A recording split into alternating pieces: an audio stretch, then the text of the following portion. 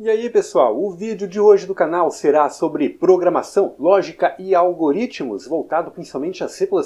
Hoje nós vamos falar sobre o do, ou o faça. A diferença do do para o while, o do também é um tipo de loop, é que nós primeiro efetuamos uma execução lógica e depois podemos validar ela a partir do while. Caso verdadeiro, o while ele continua a executar o loop, caso falso ele interrompe.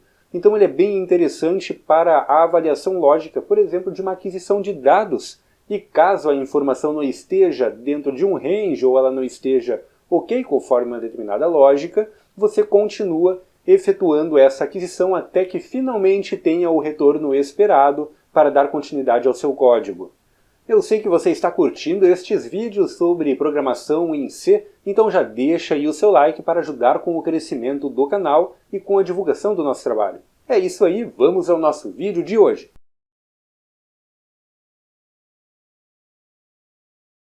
Então pessoal, no vídeo de hoje vamos falar do do, né? O do em conjunto com o while. Nós tivemos aí um vídeo falando sobre o while e é importante a gente recapitular algumas coisas referente ao while. Então vou colocar aqui um pequeno exemplo, né?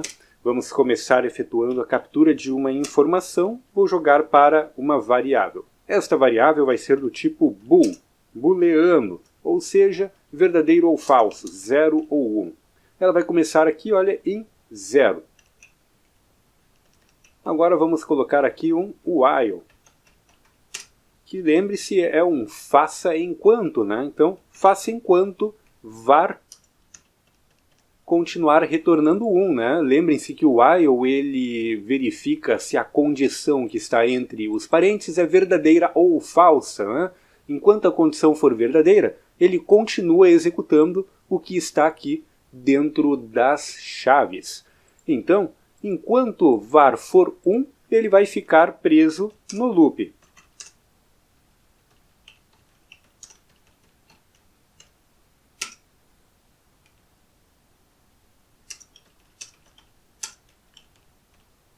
Então vou botar aqui um preso loop endl e vou mandar capturar novamente a informação. Muito parecido com aquilo que nós fizemos no exercício lá de while utilizando string, né? Então aqui, se nós formos compilar, que é um cout, né?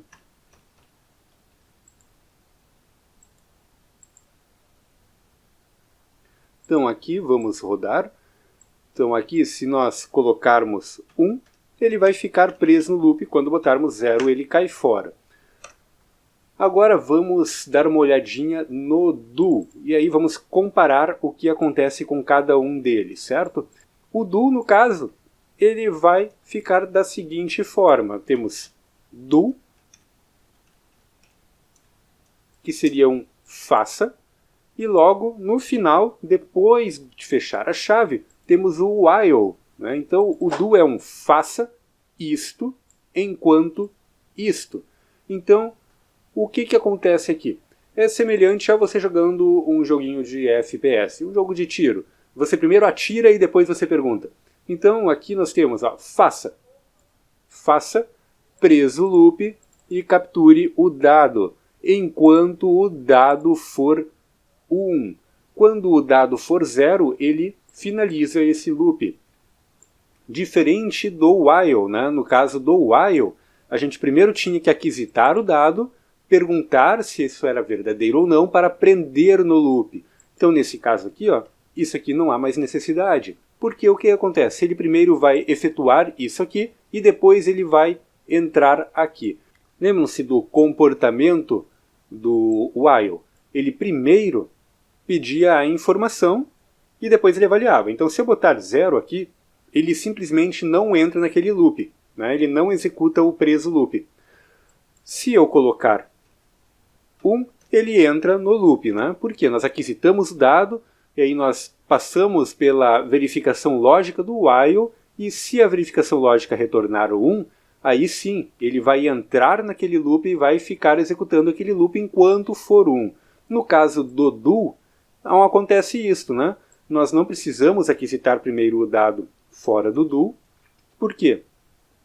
Vamos compilar isso aqui e vamos ver funcionando então. Olha só, faça.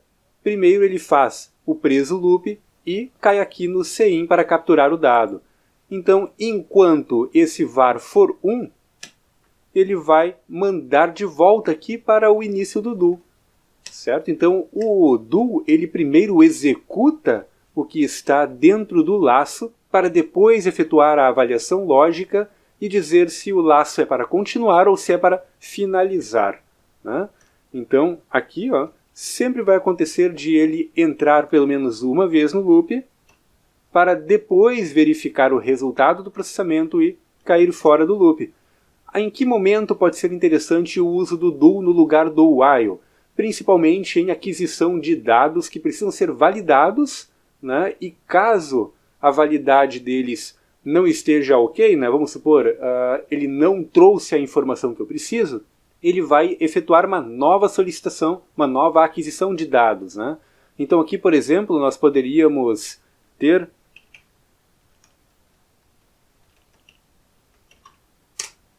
coloque um valor de 10 a 20.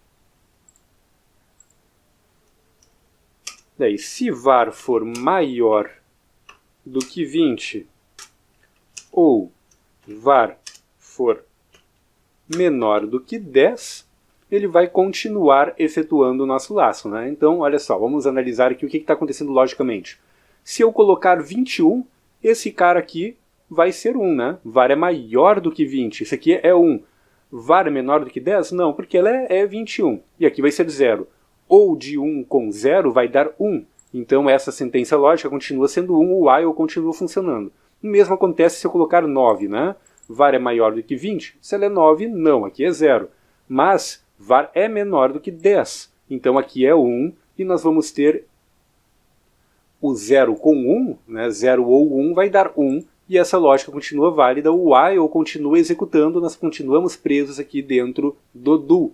Se a pessoa colocar um valor que está dentro do range, né, vamos supor 15, var é maior do que 20, 15 não é maior do que 20.